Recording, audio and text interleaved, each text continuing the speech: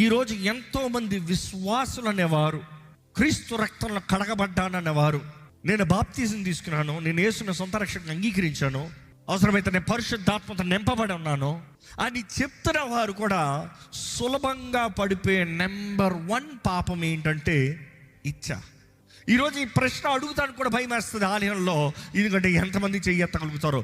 ఒకప్పుడు నువ్వు పోర్నోగ్రఫీకి బానిసమేమో, మిమ్మల్ని మీరు పరీక్షించుకోండి. ఎందుకంటే ఈరోజు ఎంతోమంది విశ్వాసులు స్థిరత్వం లేదు, శక్తి లేదు.